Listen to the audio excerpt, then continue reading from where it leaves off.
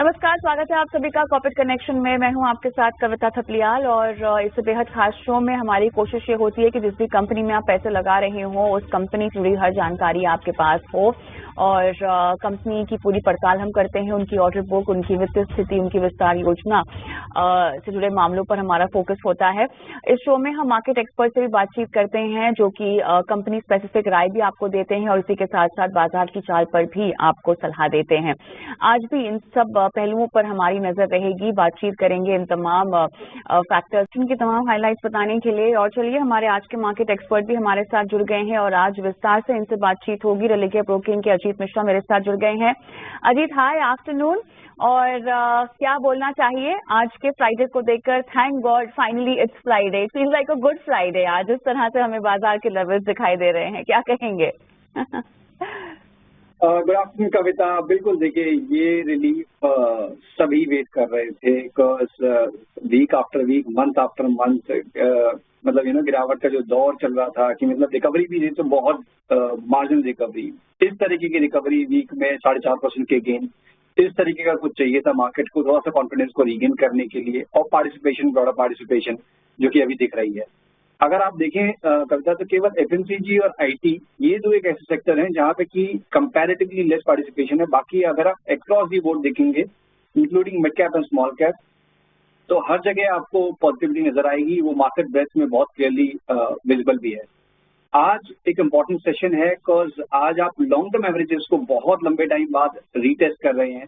तो ये एक क्रिटिकल फैक्टर होगा कब तक कि यहाँ से 23,400 को आप होल्ड करते हैं कि नहीं करते हैं। अगर आपने इसको होल्ड कर लिया, क्रॉस कर दिया 23,400 के मार्क को, तो आप मान के चलिए 23,800, 24,000 तक के लेवल्स भी ग्रेजुअली आपको आने वाले टाइम में दिख जाएंगे। तो ओवरऑल काफी अच्छी रिकवरी, बट अब इसका सारा जो दारोमदार है वो सस्टेनेंस पे है कि 23,400 को हम होल्ड करते हैं कि नहीं करते हैं। अगर नहीं होगा तो थोड़ा बहुत कंसोलिडेशन, थोड़ा साइडवेज करेक्शन शायद देखने को मिले, बट टोन पॉजिटिव रहने वाला है मार्केट में, अभी यही इंडिकेशन है। राइट, 23,400 को होल्ड करना और आज के सत्र में इसी लेवल के इर्द गिर्द ओपन क्लोजिंग देना बहुत जरूरी होगा बाजार के लिए अजीत। और उसके बाद आपके मुताबिक 23,800 तक के लेवल्स भी देखने को मिल सकते हैं। तो बैंक निफ्टी को लेकर आप क्या कहेंगे? वहां पर क्या अहम लेवल? फिलहाल भी 400 अंकों की तेजी यहाँ पर दर्ज है। बिल्कुल, देखिए अगर मैं कहूँ तो केवल इकलौता फाइटर जिसने कि इस पूरे डिक्लाइन में आउट परफॉर्म किया, जिसकी एक वेटेज है काफी ज्यादा मार्केट में, उसका एक बहुत बड़ा फैक्टर रहा है कि इस रिकवरी में जैसे कि आज 5% हम देख रहे हैं वीक ऑन वीक बेसिस यहाँ पे गेन्स हैं। गिरावट के केस में भी करीब 9% तक गिरा था, जबकि इंडेक्स आपका 16-17% तक के डिक्लाइन आए थे। तो ये आउट परफॉर्मेंस करता है, ये काफी इंपॉर्टेंट रहेगी आने वाले टाइम में भी कंटिन्यू रहना, क्योंकि आईटी और जो दूसरे सेक्टर्स हैं वहां पे अभी उस तरीके की पार्टिसिपेशन नहीं है। तो अब मुझे लगता है कि 50,800 का जोन है, ये एक इम्पॉर्टेंट हर्डल होगा। करीब 400 पॉइंट यहाँ से दूर है हम उस लेवल से। ये अगर निकल गया तो फिर आप ग्रेजुअली देखेंगे कि नए हाई की तरफ आपको बैंकिंग इंडेक्स जाता हुआ नजर आएगा, जिसपे 52,800 पहला पड़ा होगा, फिर 54,000 का। तो बैंकिंग में कंपैरेटिवली अभी भी स्ट्रेंथ ज्यादा है। प्राइवेट बैंकिंग मेजर्स और कुछ एक सेलेक्ट फाइनेंस के काउंटर्स, वहां पे आपका फोकस होना चाहिए।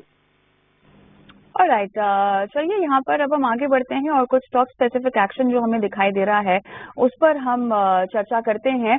और क्लियरली ऑटो सेक्टर की हमें यहाँ पर बातचीत करनी होगी, लेकिन उससे पहले ऑटो स्टॉक्स को लेकर सीएलएसए की जो रिपोर्ट आई है जिसके चलते हम तमाम काउंटर्स में तेजी भी देख रहे हैं, एक बार आपके स्क्रीन पे भी हम फ्लैश करेंगे। और जिस तरह से खासतौर से हीरो मोटो कॉर्प ने अधिग्रहण की एक तो खबर जहां पर हम देख रहे हैं कि तेजी है, और सीएलएसए की जो रिपोर्ट आई है ऑटो काउंटर्स पर, पूरा का जो माहौल है वो तेजी का बना हुआ है। सृष्टि हमारी सहयोगी हमारे साथ बनी हुई हैं जो ये रिपोर्ट हमको बताएंगी और तमाम ट्रिगर्स बताएंगी। उसके बाद हम करेंगे अजीत से मंथन स्टॉक स्पेसिफिक एक्शन को लेकर। सृष्टि, बताइएगा।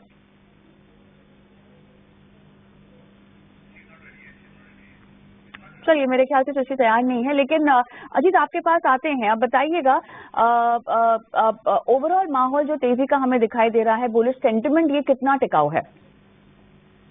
देखिए ऑटो में कब तक यहाँ पे भी अच्छी पार्टिसिपेशन है, और अगर आप देखेंगे तो एक पार्ट में इसको ऑटो को देखना चाहिए। एक जिसमें गिरावट में कुछ खास पार्टिसिपेट नहीं किया, जैसे कि आयशर, एमएनएम, टीवीएस। दूसरे जिनमें काफी मेजर गिरावट, करीब 40-50% की गिरावट अपने रिकॉर्ड हाई से रही, बजाज ऑटो, हीरो मोटो को। और टाटा मोटर्स उसने ज्यादा ही अंडर परफॉर्म किया।